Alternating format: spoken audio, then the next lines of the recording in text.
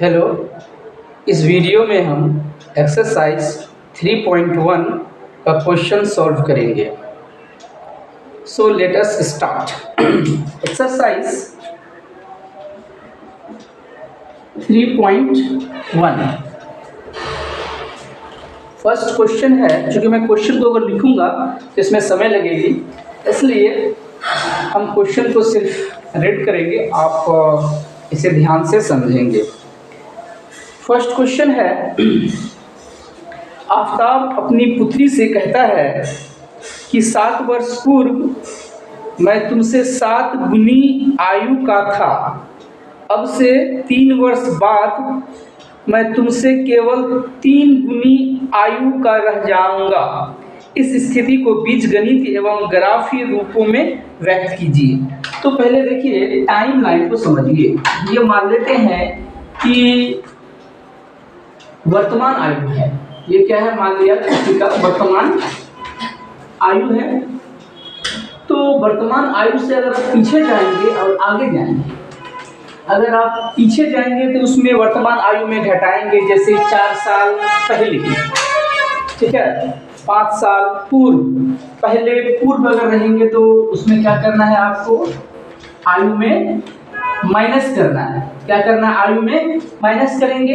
अगर बाद रहेगा या पश्चात रहेगा कि 5 वर्ष पश्चात, 3 वर्ष पश्चात, तो उसमें क्या करेंगे, आयु में उस साल को जोड़ेंगे।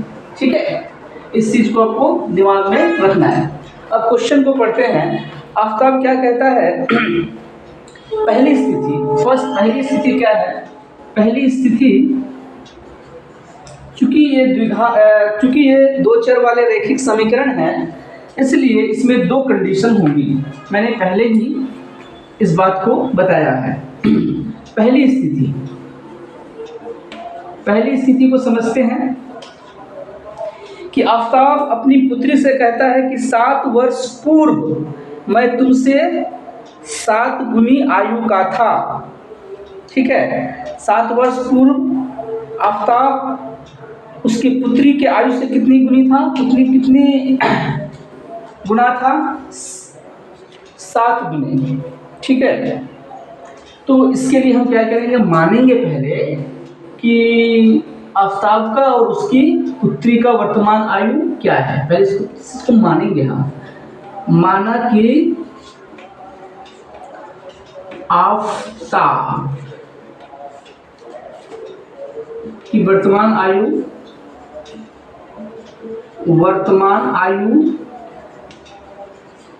बराबर x वर्ष है, और उसकी पुत्री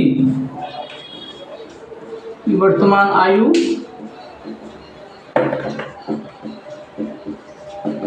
बराबर y वर्ष है। ठीक है, प्रश्नानुसार क्या कहता है कि 7 वर्ष पहले, तो इसका मतलब क्या है कि 7 वर्ष पहले की आयु, 7 वर्ष पहले आफताब की आयु बराबर कितना हो जाएगा, उसके उम्र में क्या करना होगा, हमें घटाना होगा। तो पहले में क्या करना है, माइनस करना है। सो x - 7 वर्ष, और 7 वर्ष पहले पुत्री की आयु बराबर y में 7 घटा देंगे। तो पुत्री की भी आयु 7 वर्ष पहले और आफताब की भी आयु 7 वर्ष पहले हमें लेना है। अब क्या करनी है, अब क्या कहा है कि उसकी पुत्री की आयु का, आफताब का जो आयु है ये है, यानी आफताब की आयु 7 वर्ष पहले वाली आयु, 7 वर्ष पहले वाली आयु रहेगी।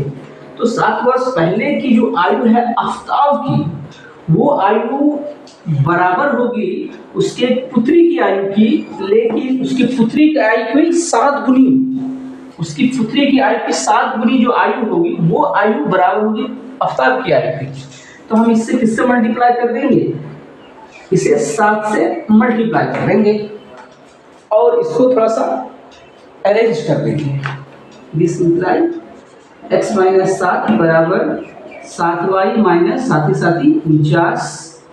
दिस इम्प्लाई इसको अरेंज कर लेंगे, एक्स वाई को एक तरफ स्टैंडर्ड फॉर्म में लिखेंगे दो चर वाले रैखिक समीकरण के, मैंने जो पहले बताया था, x माइनस 7y, ठीक है, बराबर माइनस 49 है, ये उधर जाएगा तो हो जाएगा माइनस का 49 और प्लस 7 बराबर हो जाएगा माइनस 42। इसे हम समीकरण 1 मानेंगे, ठीक है, इसे समीकरण हम क्या मान लेंगे, 1 मान लेंगे। इसी तरह से दूसरा इक्वेशन हो जाएगा, सेकेंड इक्वेशन क्या हो जाएगी उसे हम लिखते हैं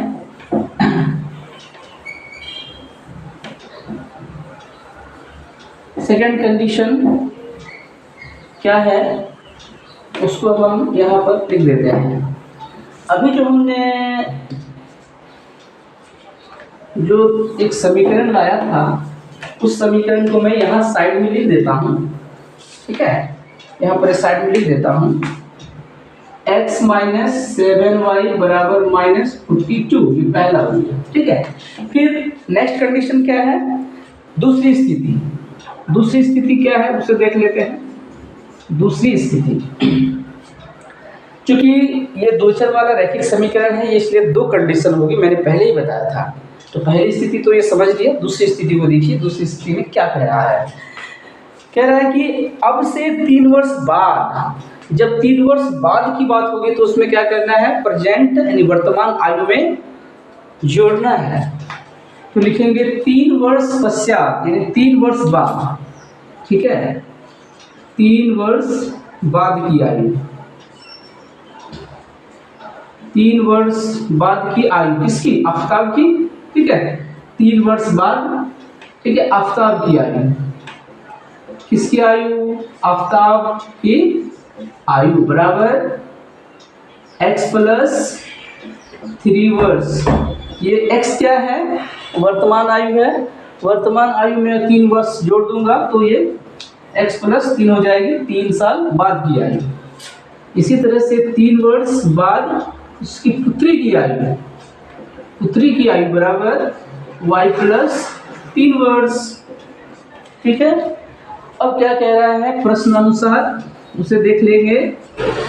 प्रश्न अनुसार कहता है कि 3 वर्ष बाद मैं तुमसे केवल 3 गुनी आयु का रह जाऊंगा।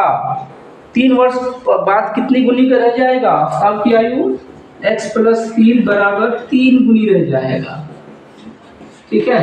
यानी 3 वर्ष बाद जो आफ्ताब की आयु है, ये आफ्ताब की आयु उसकी पुत्री की आयु है ना, इसकी पुत्री की आयु का ये कितनी गुनी रह जाएगी, ये 3 गुनी, ठीक है। इसे सॉल्व करेंगे। देखिए हमने पहले ही बताया था कि किसी वर्ड प्रॉब्लम को, किसी स्टेटमेंट को मैथमेटिकल स्टेटमेंट में इस तरह से चेंज करेंगे जैसे कह रहा है, उसी तरह से हम इसे लिख रहे हैं।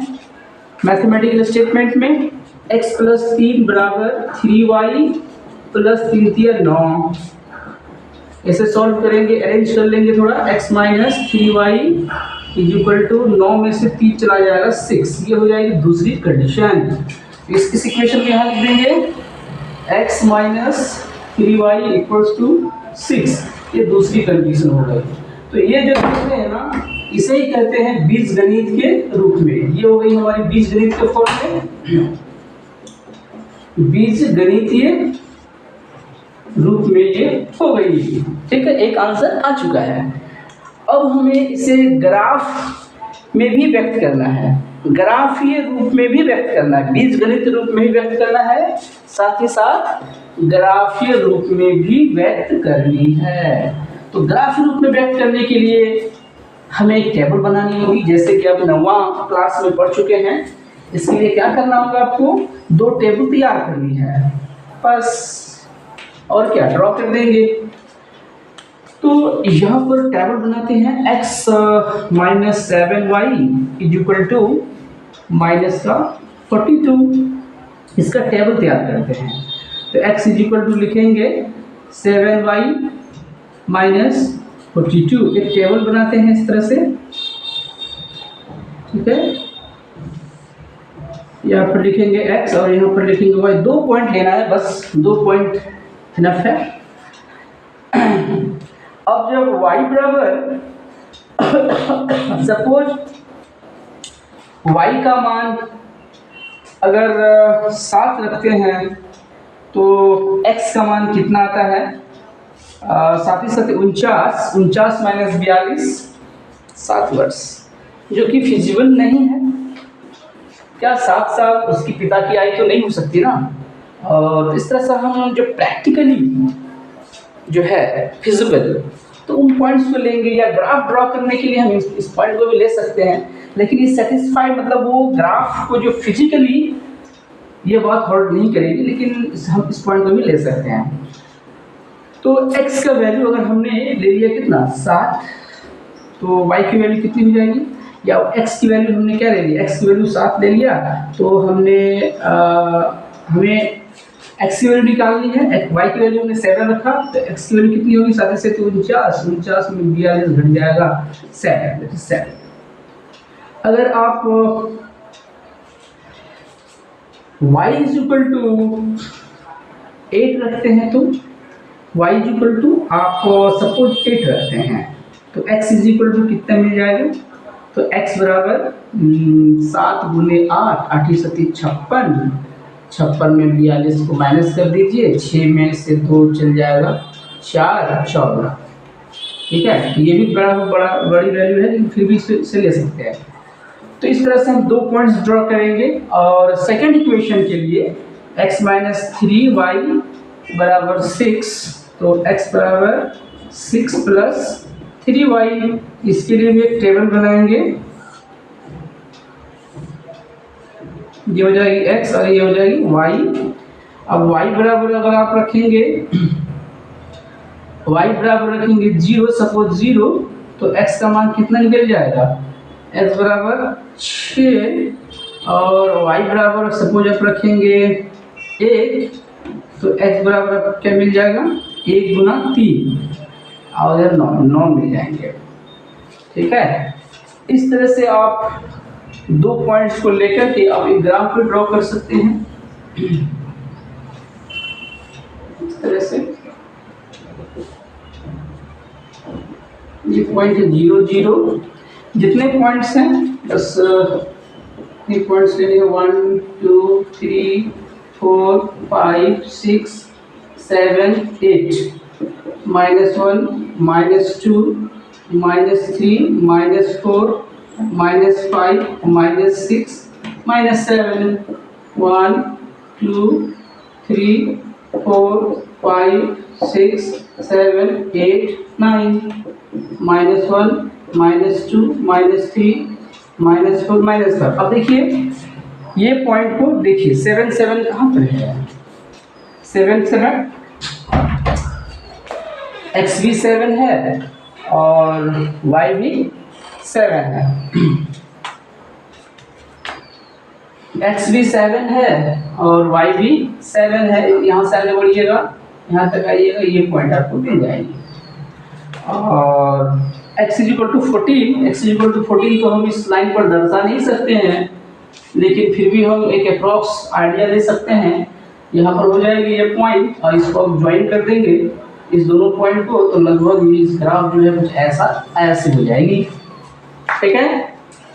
दूसरी ग्राफ x बराबर 6 और y बराबर 0, x बराबर 6 यहाँ पर है, y बराबर 0, और x बराबर 9, x बराबर 9 जस्ट यहाँ पर है, x बराबर 9 और y बराबर 1, y बराबर 1, ये यहाँ पर एक पॉइंट होगी, यहाँ पर एक पॉइंट होगी, ठीक है। इस ग्राफ को जो दोनों पॉइंट को मिलाएंगे तो ग्राफ कुछ ऐसी होगी, और जहाँ पर ये कट करेंगे वही क्या हो जाएगी, इसकी एक सॉल्यूशन हो जाएगी, ठीक है। तो चूंकि ये दोनों ग्राफ कहीं ना कहीं क्या कर रही है, कट कर रही है, एक दूसरे को इंटरसेक्ट कर रही है, एक दूसरे को प्रतिच्छेद कर रही है, इसीलिए हम आगे बताएंगे कि इस रैखिक युग्म का हल संभव है, हल अद्वितीय है। जब दोनों रेखा एक दूसरे को कट करती है ना, तब हम क्या कहते हैं, हल अद्वितीय है। तो इसका हल अद्वितीय है, संभव है, इसका हल होगा, ठीक है, जब लाइन एक दूसरे को प्रतिच्छेद करती है। अब चलते हैं दूसरा क्वेश्चन को देखते हैं। सेकंड क्वेश्चन को हम लोग समझते हैं और फिर उसको सॉल्व करने की कोशिश करते हैं।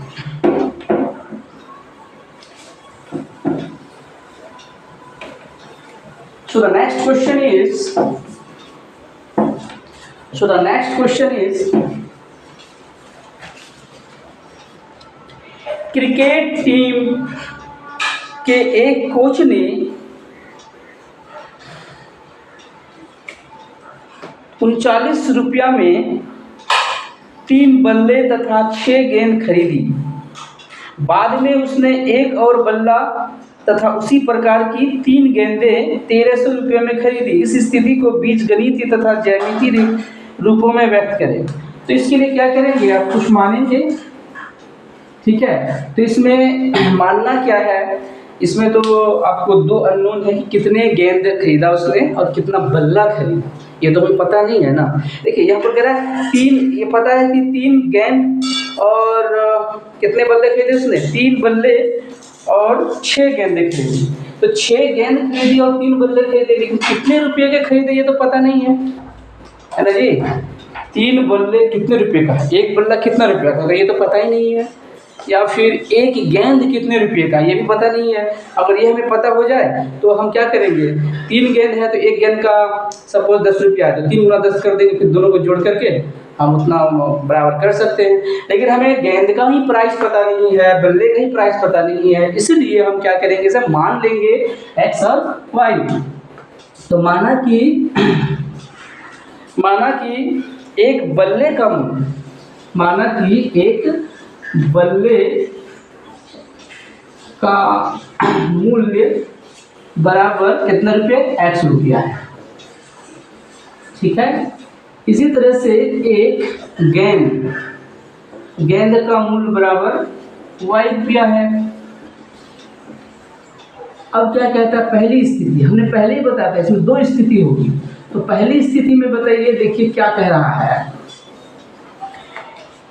कि उसने 3 बल्ले तथा 6 गेंद खरीदे। तो एक बल्ले का मूल्य x रुपया है। एक बल्ले का मूल्य कितना रुपया है जी, एक बल्ले का मूल्य x रुपया है।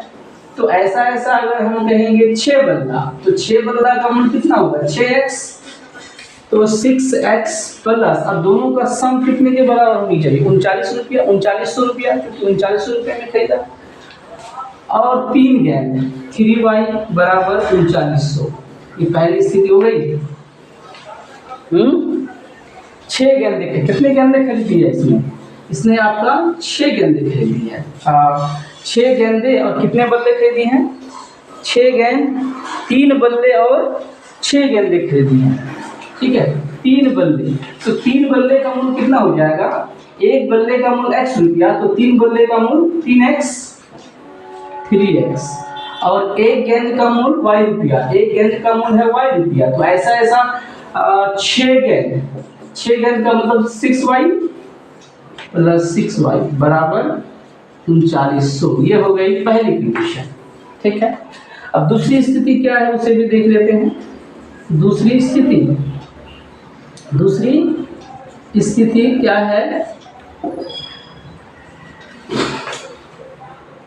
उसी प्रकार 3 गेंद, उसने बाद में एक और बल्ला और उसी प्रकार 3 गेंद, एक बल्ला और 3 गेंद खरीदा है। तो एक बल्ले का मूल्य कितना हो जाएगा, x गुना 1 x, और 3 गेंद तो 3 गुना y, 3 गेंद बराबर कितने रुपए में खरीदा है उसने, बाद में 1300 रुपये में खरीदा है। कितने रुपये में खरीदा भाई, 1300 रुपये में खरीदा है।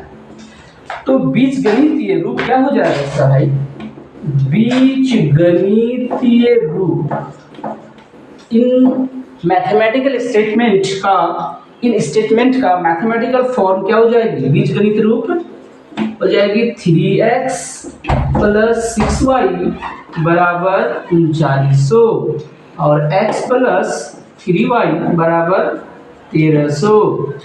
अब इसे अगर ग्राफ से अगर ड्रॉ इसे थोड़ा सा सॉल्व कर लें इसे, तो ये हो जाएगा 3 को अगर मैं कॉमन ले लूँ तो x प्लस हाउ मच कितनी हो जाएगी ये,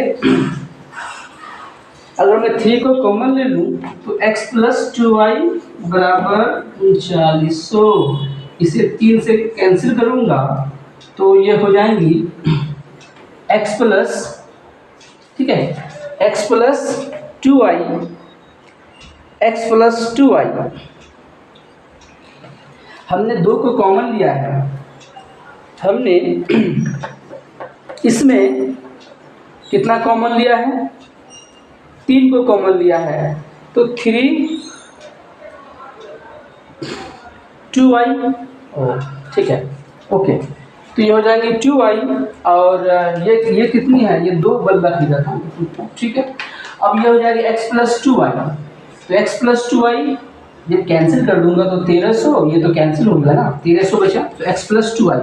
तो अगर मैं बीजगणित के रूप में इसे लिखूं तो x प्लस 2y बराबर 1300, सेम ही इक्वेशन आएंगे, x प्लस 2y बराबर 1300 ये आ रही है।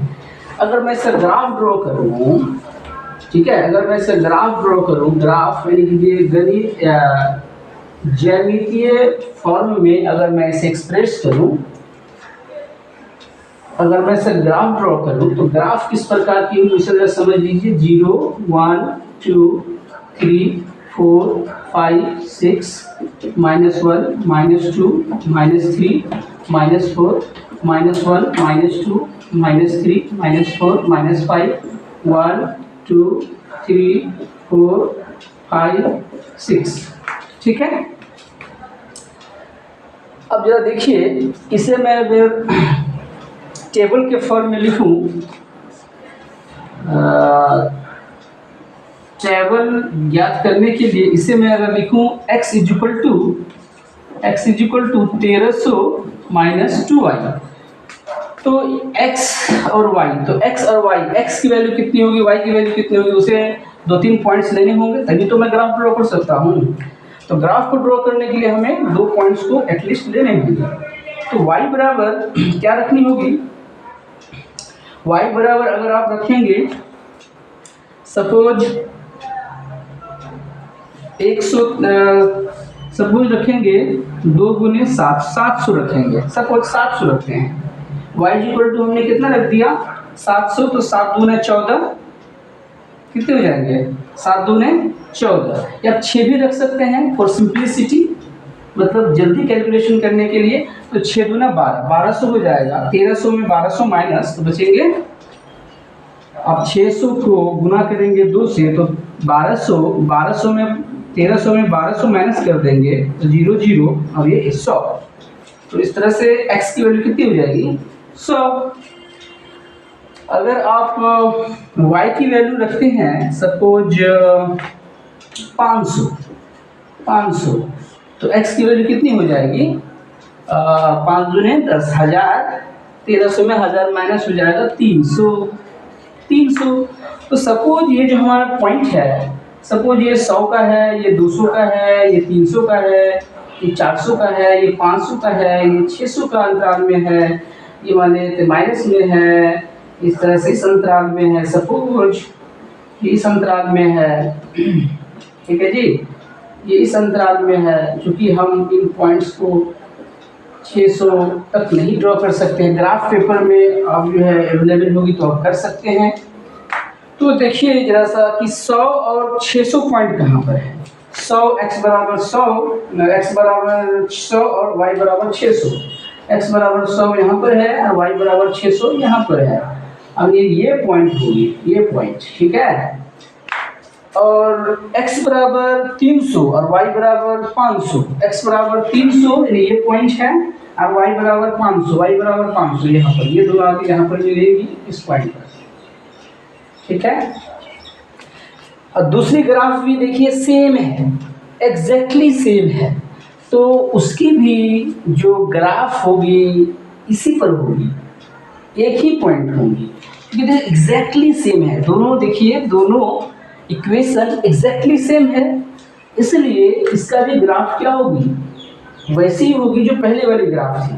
तो इसको हम इसी तरह से लिखेंगे, ऐसे लिख देंगे, ठीक है, और थोड़ा सा इसको और बढ़ा देंगे इस तरह से, ये ऐसे कर देंगे।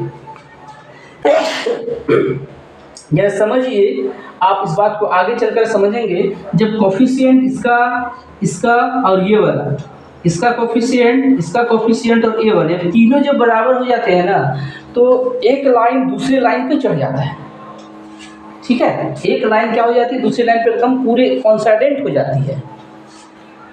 तो ये इक्वेशन जब इस तरह की इक्वेशन होगी तो इसके ग्राफ क्या होंगे, इसी तरह के होंगे, ठीक है। आगे मैं इसको एलोबरेट करूंगा और अच्छे से कंडीशन वगैरह को देखूंगा कि किस तरह से, किस कंडीशन में एक लाइन दूसरी लाइन पर आ जाएगी, एक लाइन दूसरी लाइन की पैरेलल हो जाएगी, एक लाइन दूसरी लाइन को इंटरसेक्ट करेगी, ठीक है। ये सब कंडीशंस हैं जो आगे मैं समझाऊंगा।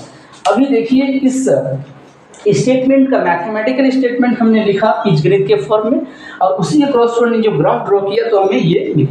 यानी इसका मतलब ये हुआ कि जो ग्राफ है ये तो संपाती लाइन है,